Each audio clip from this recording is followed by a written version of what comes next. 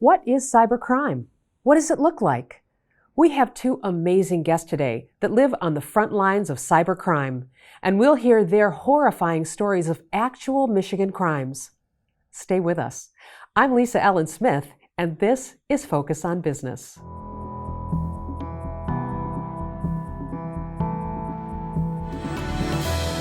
Well, things have really been active over the past few weeks, and especially as we are keeping a really close look and track of what's happening around the country, we also see here in Michigan some concerning trends, although not as concerning as what we see happening in places like across the South and in Texas and California, Florida, even Georgia, Arizona, South Carolina, where we do see disease spread reaching levels that actually exceed what we experienced here in Michigan during the April and early May type time period.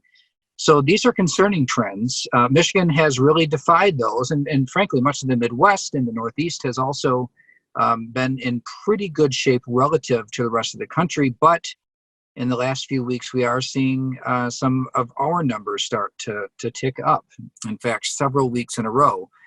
So this is something that we're paying really, really close attention to. And we're also asking for businesses who are open to get that COVID-19 preparedness and response plan, dust it off, and recommit yourself to it, because our ability to stay open is highly and closely tied to our success in preventing the spread of this disease. So we have to remain vigilant. We have to resist the urge to let our guard down, because we have had some success here in recent months. But as we see this trend increase, we know that we have to up our vigilance in our efforts to prevent it from spreading more. We saw in this past week the governor do a press conference, and in that press conference, she did indicate that while she wasn't planning on moving the state back in terms of phases of reopening, there was some real concern about compliance with some of the safety guidelines and rules. The chief among them being the use of face coverings or face masks when in public. She require everybody to use them in closed public areas, and so that's one of the main or key areas of focus. And while there weren't any announcements in this past week on what stepped up enforcement efforts might be, we can expect that there will be in the coming weeks some additional regulations, or at least enforcement of existing regulations coming out. So stay tuned on that. But again, just want to impress upon you to as business owners and patrons of businesses to please keep your vigilance up. We've made a lot of progress, and we just can't afford to give any of it back. We've got some great guests on today's show. Detective First Lieutenant Jim Ellis of the Michigan Cyber Command Center, and Jeff Detloff, President and owner of Providence Consulting. Today we're talking about actual crimes, cyber crimes. We want to hear what this really sounds like. We hear about lots of different ways that this can happen, but we're talking to owners today, and owners want to know, and these are Michigan crimes we're going to talk about. So you want to talk a little bit about who you are and what you do, and then we can go into some of these actual real life stories. Sure. I'm with the Michigan State Police. I oversee the cyber section, which is our computer crimes unit, and the Michigan Cyber Command Center, which basically was established to help small, medium business critical infrastructure when it comes to network intrusions, breaches, and cybercrime. And Jeff, you're here also today. Do you two work together sometimes? We do. We're on the front lines. We're trying to defend, and then we're often the first point of contact when something bad happens or we see it. And then it's our job to do the forensic research to gather information when we report it, so that they can do their job. Well, I think what's important for today's show is that we hear about actual Michigan businesses that have had a cyber attack and really understand the morbid effects that can have on the business. It's not just the owner, this is really, it vibrates throughout a tremendous amount of people when that happens. So what is the first story we want to, and let's not focus on business names, that's not important, maybe just business type? Yeah, so there was, let's just pick a small organization that is in baked goods, and they are producing bread and delivering it to the local retail establishments.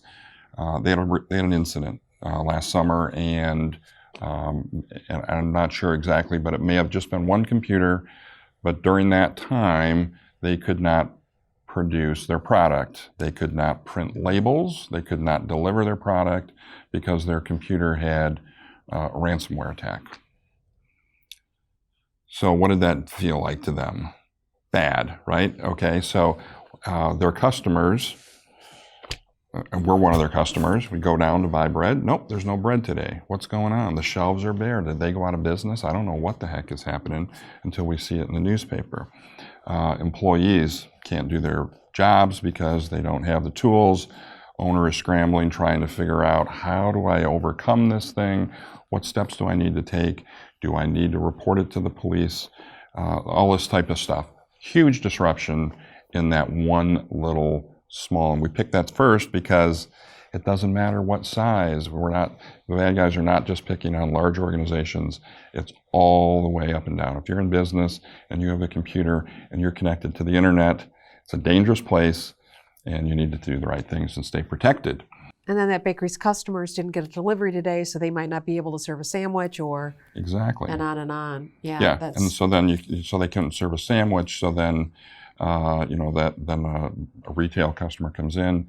And maybe they have a bad day. Maybe they go kick somebody's cat. I don't know. But like you said, there's a ripple effect. There's all the way across, just because of one computer stopped working. So I envision in a small business, it's more like, the family gets around the table and says, oh, what are we going to do, right? So, and they don't all report. Why would you not report this? A lot of times, I think there's hesitation to report because of reputation reasons. They don't want to have a poor reputation among the public, or they feel embarrassed because they've been a victim of cybercrime. So, yeah, it's one of those things. Not everybody reports. Sometimes I think they feel like, what's the point of reporting? It's happened. Let's try to recover, do what we have to do, and get back in business. Yeah, and you could relate that maybe to a sexual assault victim. How many times do they not report because of the embarrassment and the questions that are going to be asked, and I just want to get on with my life. And this is what we see with businesses that suffer any type of cyber incident. And it doesn't need to be ransomware. It could be a simple business email compromise where someone's email account was overtaken by someone with malicious intent, a stolen or guessed password. They got into their email. They did some things. Is that a reportable crime? Yes, it is.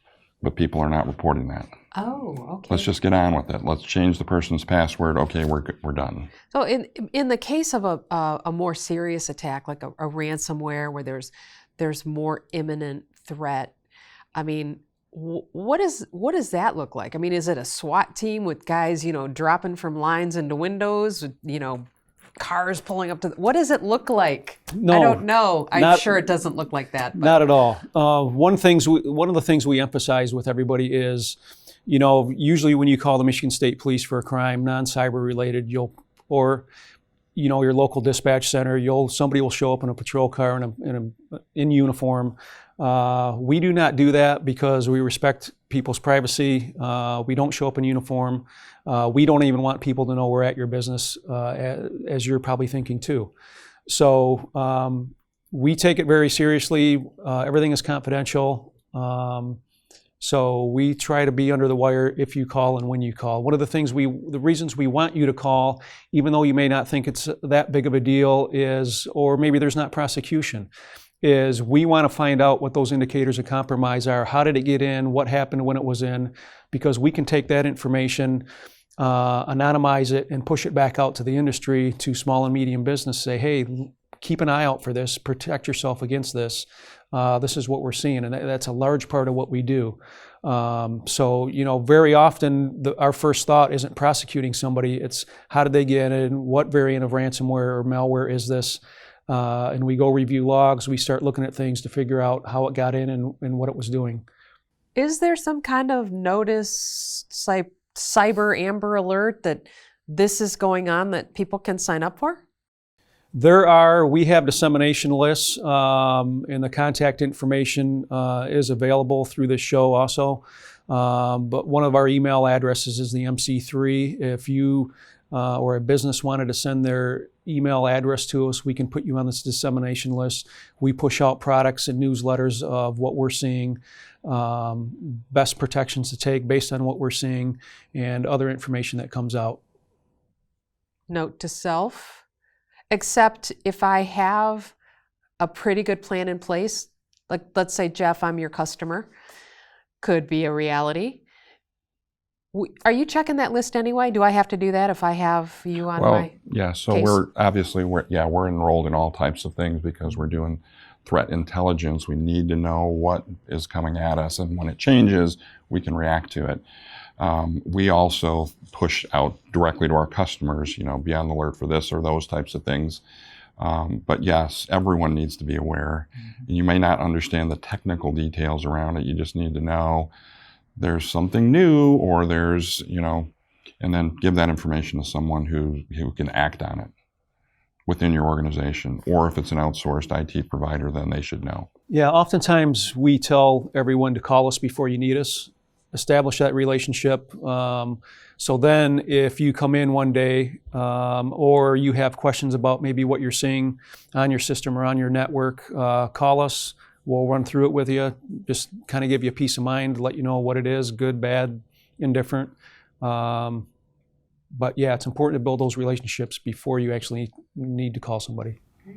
So let's talk about another example, a medical facility here in the state that, again, was last summer. They had an incident, ransomware attack. The typical scenario is you come in on the morning and your computers aren't working, all the files are encrypted, there's a nice letter on the screen saying, hey, we've got your files. If you'd like to get them back, pay us in Bitcoin. Whatever the amount is, it's going to be in Bitcoin, which what the heck is Bitcoin? We need 3 of those and we'll get your files back.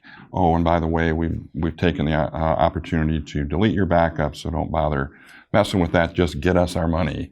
It's that type of a scenario. And so this happened to this medical practice, and there's lots of repercussions from that, okay? Because they're medical, they fall under HIPAA rules, they've got reporting requirements, they've got legal issues, they've got public relations issues and reputation issues, and their decision was, we're not going to pay the ransom and we are going to close our doors. So how does that feel to the 30 or so employees that are in that facility? They're out of a job immediately. The patients that are coming for their appointments today, the doors are closed with the sign, I'm sorry, we're closed. What? How can this happen? Mm-hmm. And then think about the repercussions of that. The fact that I need that medical help, I can't get it here. Where's my patient records? They're electronic. They're not there anymore.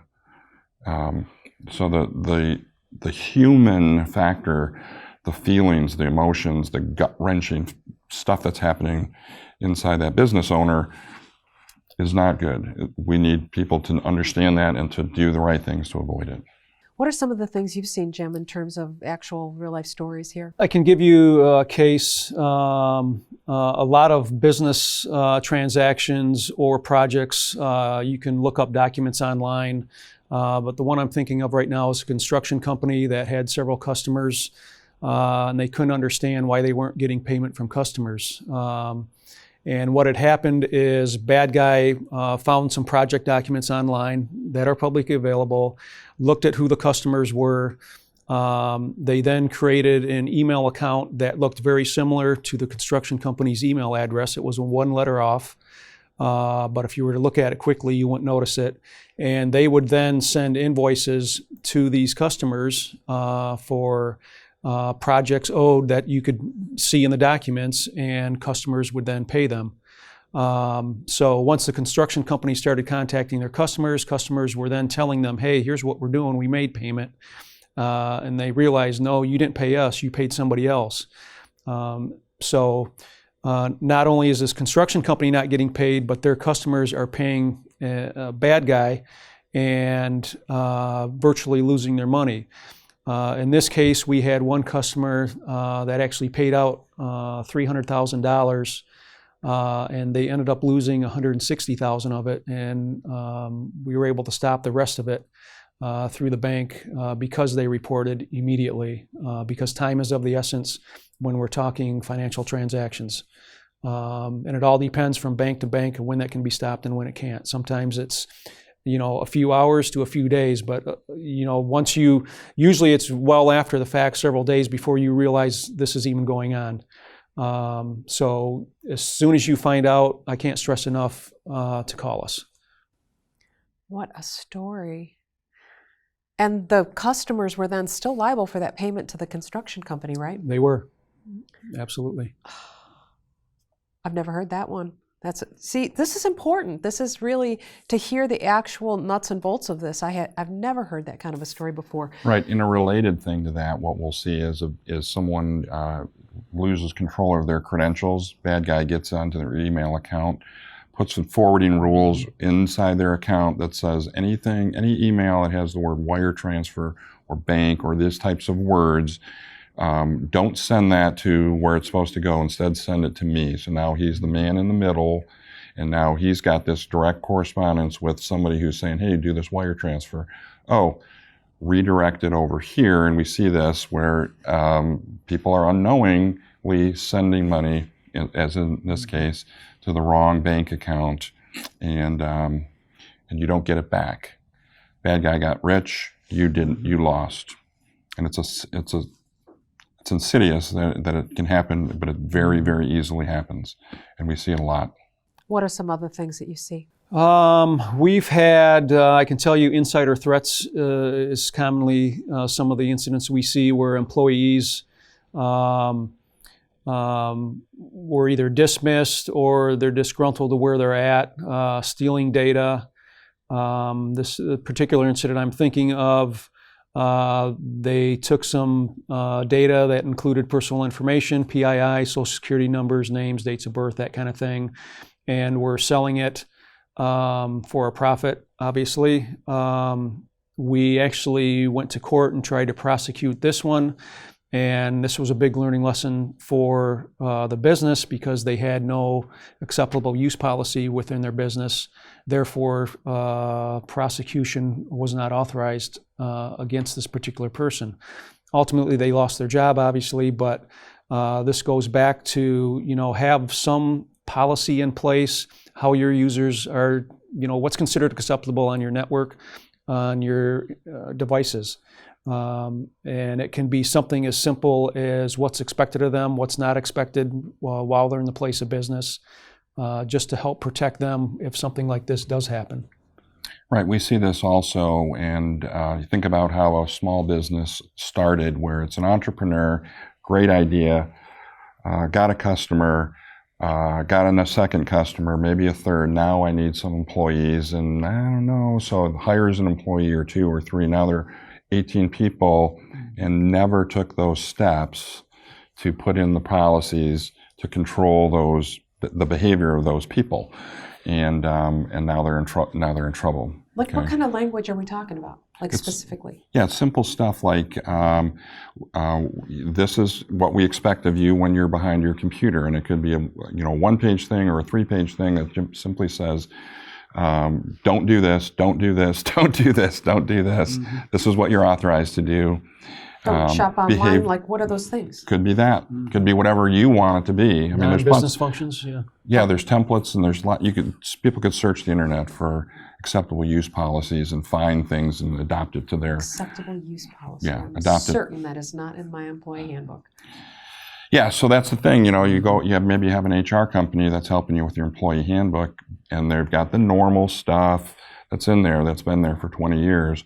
Well, this is new. This is stuff that needs to be in there in the last 5 years because of these cyber crimes. An insider threat is a huge attack type of thing that business owners, it's real. They need to be aware of it.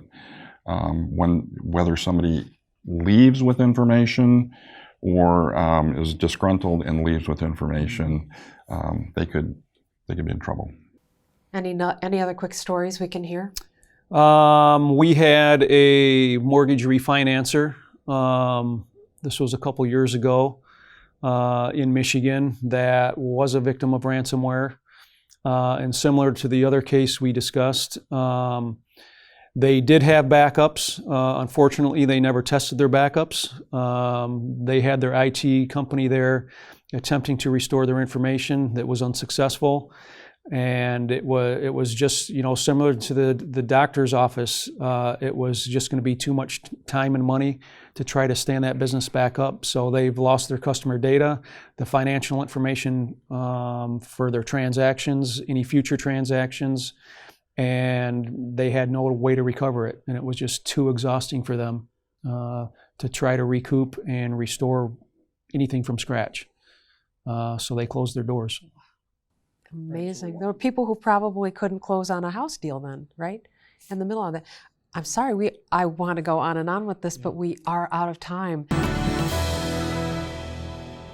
Whenever I hear another story about a cybercrime victim, I wonder, am I doing everything that I can do to protect myself, my family, my loved ones, my business?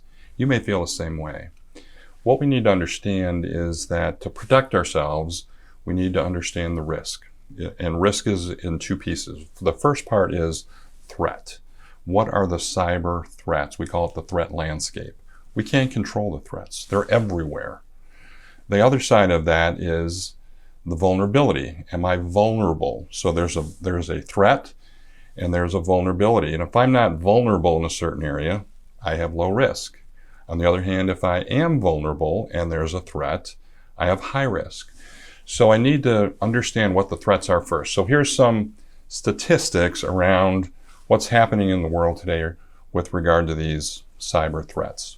This is based on a report of several 100,000 cyber attacks during 2019. 70% of those attacks were from external actors, threat actors, which means 30% came from insiders, insider threats. Now you think about the risk here, and 30% of the time it's from people on your payroll, perhaps, or someone that was close that had too much access. Only 70% is from external. Of those 70%, 55% of these were what are called organized crime units involved.